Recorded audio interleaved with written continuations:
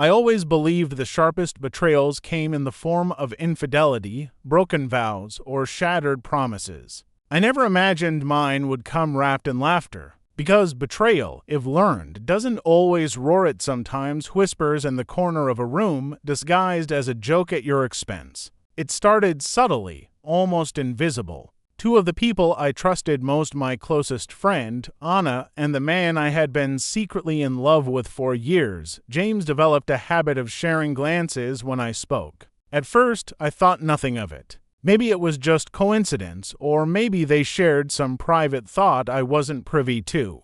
But then came the laughter. Quiet at first, a stifled giggle that they tried to hide behind their hands. Later, bolder, louder, almost careless. And always, it was after I said something.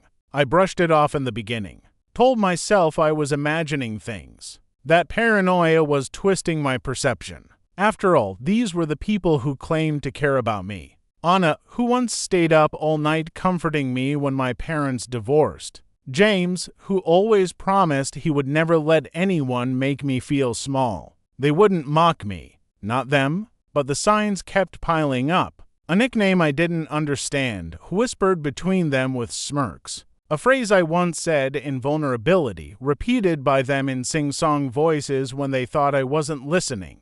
"Don't be so sensitive," Anna said when I finally confronted her, though her grin gave her away. James just shook his head, chuckling as if my pain were part of the entertainment. That was the moment I realized the truth. I wasn't just outside their bond. I was the bond. Their friendship had been built, brick by brick, on making me their private joke. And the foundation of it all was me, the fool who thought she was loved. The consequences were immediate and suffocating. I stopped speaking as much around them, terrified of giving them more ammunition. Silence became my shield. I replayed every conversation in my head, wondering which parts they'd twisted into humor. My confidence, once fragile but growing, shattered into shards too sharp to touch. What made it worse was the betrayal beneath it. If strangers mocked me, I could ignore it. If enemies laughed, I could fight back. But Anna and James, they were supposed to be safe.